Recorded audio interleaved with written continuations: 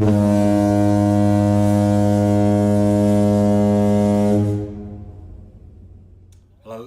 I'm Neil Day, Assistant Manager of Woodford Town, big supporter of the podcast and Jake's work. Well, good morning and welcome to the podcast. You're here with me, Jake, otherwise known as Foghorn from Harlow Town Fans TV. As always, we'll go straight into the scores and then we'll go into the content that's been sent in from Johnny Drummond and Chris from the Blue Army Ultras.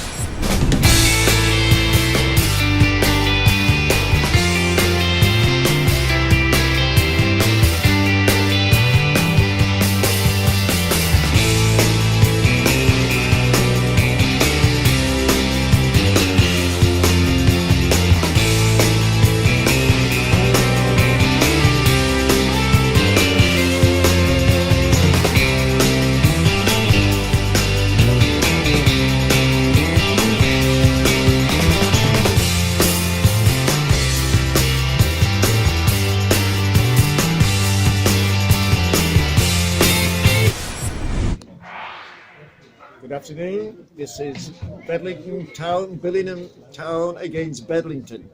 Welcome all you podcast supporters, and we're just going to have a look around the ground now. It's not foggy. Electronic scoreboard at the Northern League.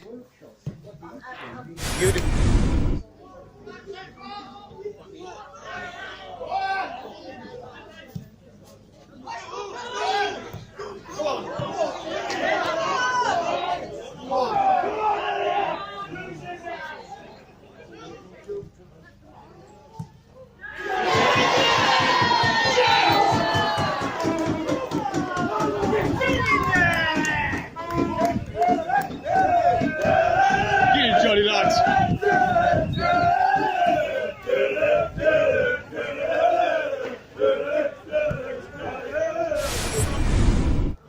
Ladies and gentlemen, final result, Bedlington Town 1, Bedlington 0.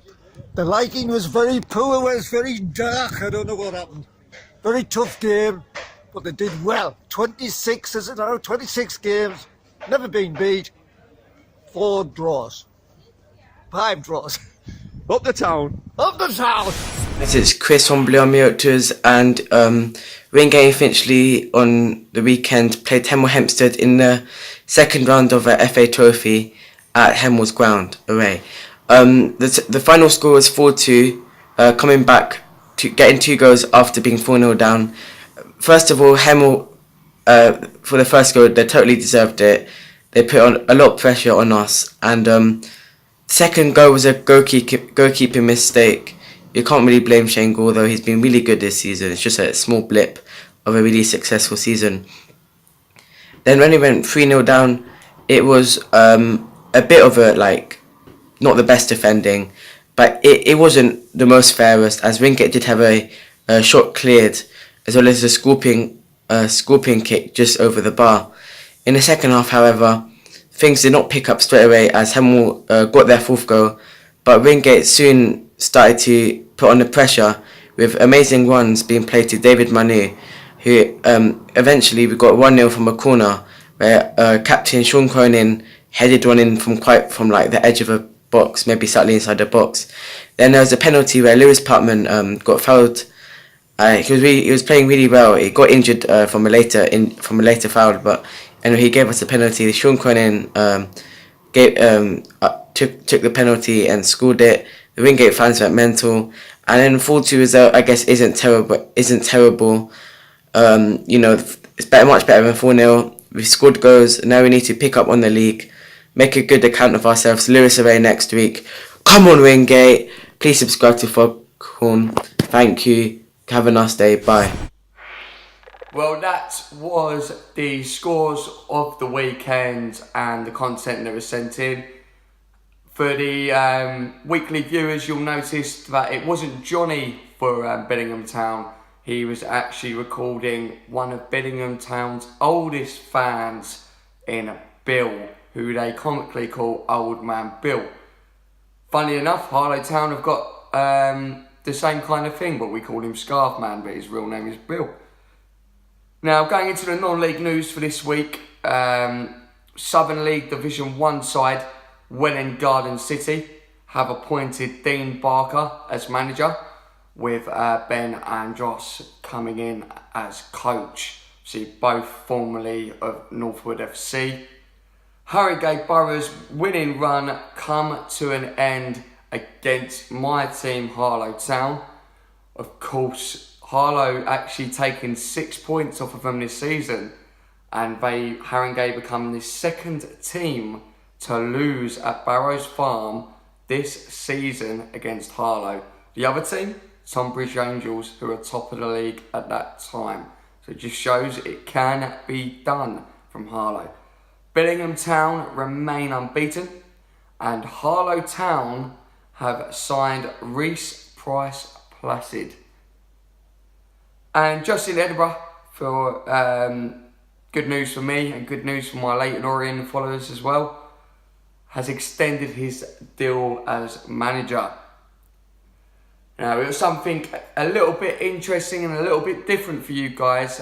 One of the teams you may have heard me mention over the weeks has been Epping FC. Of course, my kind of step into non-league football, I guess. I had a couple of minutes for Walthamstow, against Walthamstow, that you would have seen earlier on in pre-season.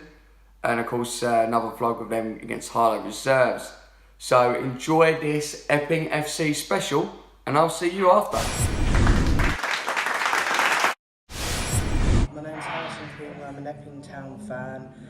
I've really been with the club for only a couple of months, but so far it has been a very brilliant experience to be part of the boys, to be with a world-class manager like Bill, who's played at clubs like Millwall, Oxford and Maidenhead.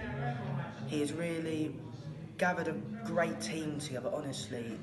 Seeing the team play every week really does show he's got a great unity, form and talent at his disposal, which really could go so much more further. As off the field wise, Chris Oatway has really done what he could to bring the glory days back to Stonards, with really lack of football in the community, has really not made anyone really hopeful for this team, but he's really inspired me to help the club out in any way I can. And really he is such an influence, and the others as well, his wife Lou, that put in so much effort to make Epping Town work. It's such a pleasure to be working with beside them. At the moment things are going slowly, but do you know what? I think as soon as we get a stand built, like a stadium on the way, then I hope people start taking us more seriously as a non-league club. It's slow going at the moment, but I think over the few years we could really be a force to reckon with in the non-league, and I think the dream of going back to the Bostik Premier Division is really on the table. Harrison, where do you think Epping will end up this time next year? Where do you think they'll be this time next year? I think we'll be in the Essex Ospina Third Division, pushing for another promotion, but that's only if we can keep Bill at the club with all the brilliant men and women that really help to make it run. If you've got some final words for the Foghorn, what are you going to say? I'd like to say thank you for having me on it, and I really do think the future is bright for Epping Town. So this is an interview I held with one of the Epping Town players, Eamon Payne, over Twitter, and I'll do my questions and then the corresponding answer from that question. So my first question to Eamon was, where did you used to play before moving to Epping? And before Epping, he was in the Senior League for that's the Essex Senior League for the past 4 seasons with various different teams. He's mostly played his football for Clapton and Southend Manor, but he's also played for Ilford. Before he went into the Essex Senior League, he used to play for Witham Town and Chelmsford City, and he started his football career at Thurrock after progressing through their under-18s academy. What position do you play was my next question. Eamon is a centre-back that can play in a back 3, 4 or 5 in any central or right-sided position. He's played right back and loved it, and he's felt comfortable playing as a striker as well. Hopes for the season for Eamon anyway is for the second half of the season. He would hope come to the end of it they have done enough to make the gaffer, chairman, Azza, Terry and Niall proud, as they all invest a lot of time into the club and slowly gather more fans as that time goes on. They want to carry on with their winning mentality and always room for improvement. And he also adds his personal hopes are more clean sheets and a few goals or two that don't keep getting disallowed, like the worldie I scored yesterday, meaning Saturday when you hear this. I asked him, where do you hope to see Epping in 5 years' time? He said it's hard to think about the long term in football because anything can happen in football, but there's no surprises. He said he'd like to think the club will be in a stable position playing football in the ESL or Bostik League. That would be a great achievement, and I think why not? The club's chairman, who is hands-on, has expressed his views and methods already, so it's clear to us what the management and owner want. His footballing idol is Virgil van Dijk because he's the best centre-back in the world according to Eamon, and he's always been taking notes of him since he used to play at Southampton. And he also says that Virgil van Dijk is everything you want in a defender. And last question I asked him was how he settled into Epping. He said it was really easy for me to settle into the team as I've played football with some of the boys elsewhere, but the other boys I haven't met are very friendly and very coachable players. They are the likes of Bradley Malloy, Ryder, Shahim, Kieran, Aaron and Adam, who have all made him settle in to the club very quickly, and they've opened him with welcome arms, and they've also opened some doors for him and been very helpful. He says, following that, I feel the balance of the team is perfect and we all help each other. Knowing Covey made it a lot better as well. He mentioned he made a centre-back, so I took the opportunity and I'm enjoying my time so far. So that conducts the interview I have had with Eamon Payne. I'm the first team manager of Bedlington Town Football Club, and this is for the viewers of the podcast. I've been manager of Epping now since the start of the season. We currently sit 4th in the Essex Olympian League Division 4. Our ambition this season was to hopefully win the league and get promoted. But obviously, as well as that, we wanted to try and put the club on the map a bit and get them noticed, get more and more people interested in the club, and just take Epping to a wider audience. And I think we've managed that so far. It's been really positive on social media and stuff like that, with the help of Jake, obviously, in the podcast, and people like him. It's been really good, really positive. That highest league win this season was 10-3. We beat Lee Ramblers at home. That was about 3 or 4 weeks ago now. So that was a good feeling, scoring 10 goals. Conceding 3, obviously not so good. But yeah, a really good result. Our ambition in 5 years' time, or where do I see the club in 5 years' time? Hopefully 5 divisions above. So obviously if we can gain promotion every single year, then we'll go up. I think that will take us into the Olympian Prem or into the Essex Senior League, which will be a massive bonus for the club. Obviously, I'm fully aware that to get to the Essex Senior League would need some grand improvements, and we are working alongside Epping Forest Council to try and do that at the moment. Hopefully, we're going to get a seated stand, 150-seater stand on one side of the ground in the not too distant future. So it's all positive, really. It's been a positive year for the club, considering where he was in June 2018. I think we had 1 player from last season, and now we've got a squad of 26. We've had 1 player who's been scouted and he's gone to play in the Bostik League now. It's Harry Watkins. He's now playing for Harlow Town. And I know a few other scouts have been over to watch a few more of the players. So it's really good. It's been really positive. Really looking forward to the journey that we're about to go on, and I thank you all for your support. Well, that was the Epping FC special. Thanks to Harrison, Eamon and Billy Cove for their time.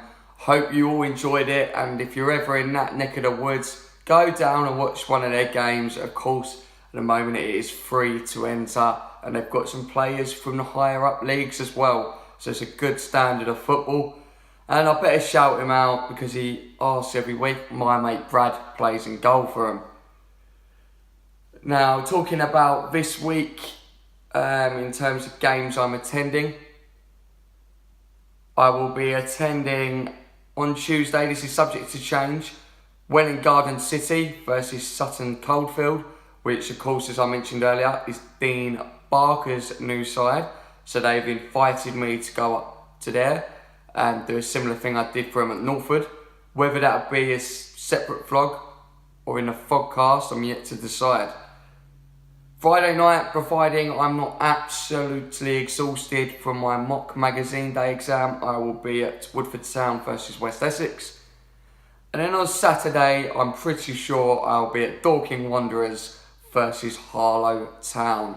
Of course, another hard game for the Hawks after a hard game on paper on Saturday. But yeah, talking more about that, we won 2-1. We went 1-0 up within 52 seconds, and then we went 2-0 up within the first minute or two of the second half. Then we did concede one, and they kind of battled on and gave us a bit of a scare, and we nearly got another one through Matt Foy, and then we missed a penalty, and then that was in stoppage time. 6 minutes added time, and Hawks held on. And as always, thank you very much to our sponsors, Loser Pool. If you don't know who Loser Pool are, they're a football pool where you back the loser, you pay £2 and you go in week and week in, and you stay in consistently until there's no one left who wins the cash prize. But of course, you bet on the loser. If that team loses, you go into the next week and you must pick the next loser. And you can't pick the same team until you've used every single side. But as always, thanks for watching. Please like, share and subscribe, and let's get this to 300 views. Thank you.